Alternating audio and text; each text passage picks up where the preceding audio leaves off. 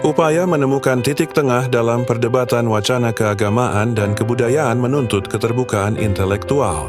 Karena itu, agar tidak terjebak dalam stigma sebagai sekularis ataupun liberalis, aku berusaha membaca beragam literatur dari berbagai tradisi pemikiran. Tujuannya ialah menimbang sejauh mana pola pikirku telah terhegemoni oleh kerangka epistemologis orientalis atau barat. Dalam konteks pencarian platform kebangsaan yang damai dan inklusif, yang tidak berhenti pada retorika toleransi belaka, banyak intelektual berusaha menggali fondasi kerukunan hingga ke ranah teologi. Kekhawatiran mereka serupa. Bila terdapat kesesatan berpikir yang dibiarkan, ia dapat berkembang menjadi bara dalam sekam yang sewaktu-waktu mengancam kohesi umat dan bangsa. Salah satu gagasan yang tumbuh dalam ranah ini ialah inklusivisme agama, sebagaimana dikemukakan Nurcholish Madjid, Alwi Shihab, dan Sukidi. Namun, bagi sebagian pemikir, termasuk penulis buku yang sedang kubahas ini, gagasan tersebut dianggap bukan sebagai pencerahan, melainkan sebagai bentuk pendangkalan teologis yang justru berpotensi menimbulkan ambiguitas. Dengan demikian, pluralisme agama dipandang sebagai pemikiran yang bila dijalankan secara konsisten akan mengikis perbedaan mendasar antar agama.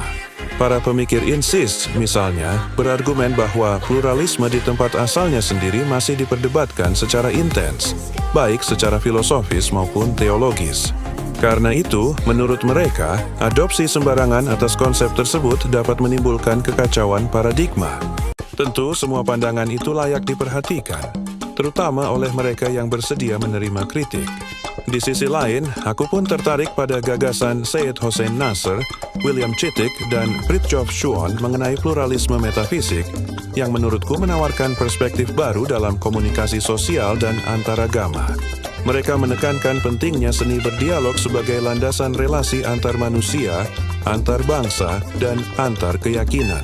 Namun, penulis orientalis dan diabolisme pemikiran, seorang lulusan Istak Malaysia, menganggap pluralisme tetap berbahaya.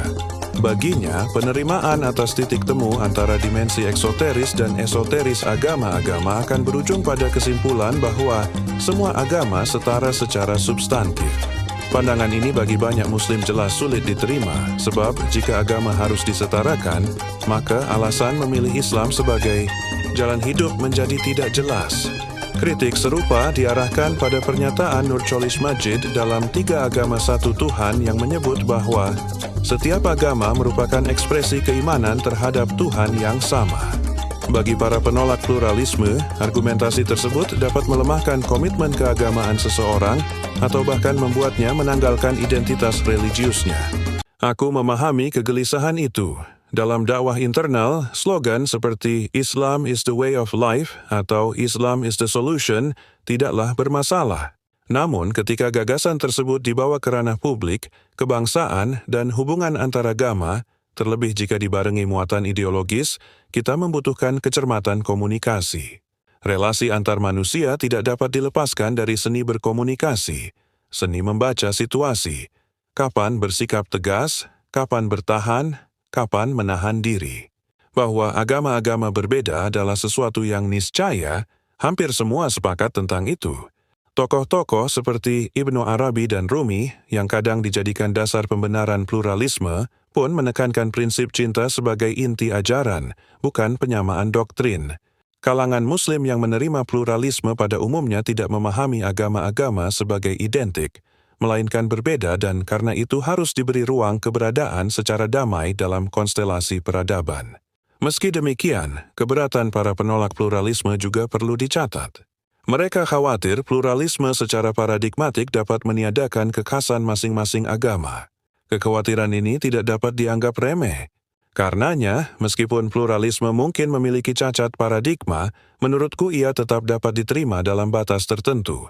Sebagaimana liberalisme dapat diterima sebagai kebebasan berpikir tanpa harus menerima seluruh implikasi moralnya. Di sini kembali diperlukan seni komunikasi, kemampuan mengatur intensitas respons terhadap pandangan atau praktik yang dianggap menyimpang.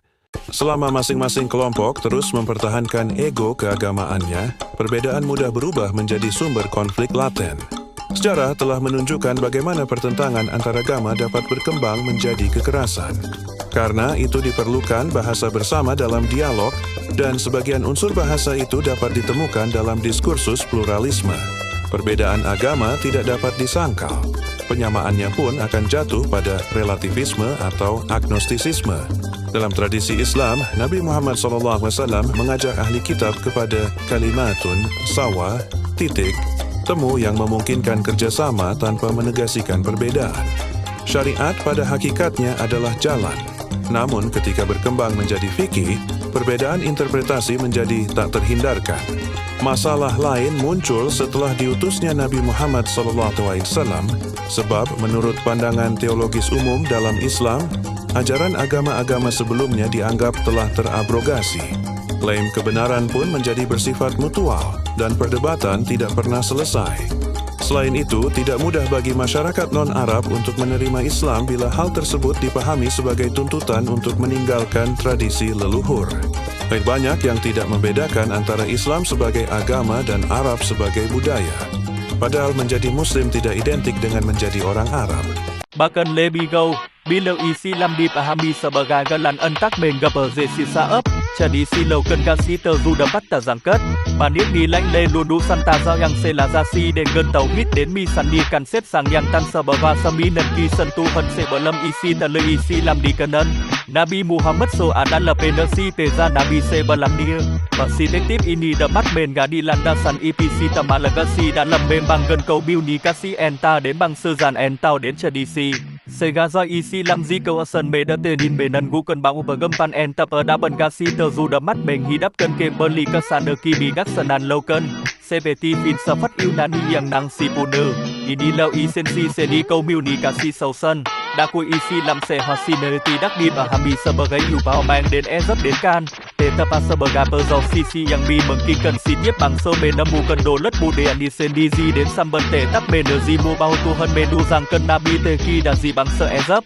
Dengan pendekatan komunikasi yang tepat, pengenalan Islam tidak akan menimbulkan resistensi, melainkan membantu setiap komunitas menemukan kembali jati dirinya. Sebaliknya, pendekatan yang bersifat tekstual deduktif semata, seperti menegaskan kekafiran Abu Thalib hanya demi konsistensi dalil, seringkali malah mengaburkan kompleksitas sejarah. Pertanyaan akhirnya, apakah pola pikirku ini dapat disebut diabolisme?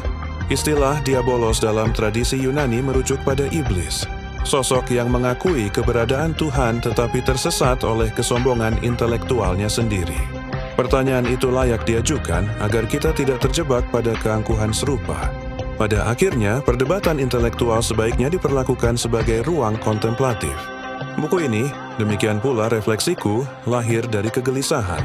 Sebagai manusia yang diberi kemampuan menimbang, aku berkewajiban mengelaborasi dan mengkritisi anasir-anasir batinku, menerima sebagian, menolak sebagian lainnya. Sebagaimana layaknya dialog dengan karya manusia.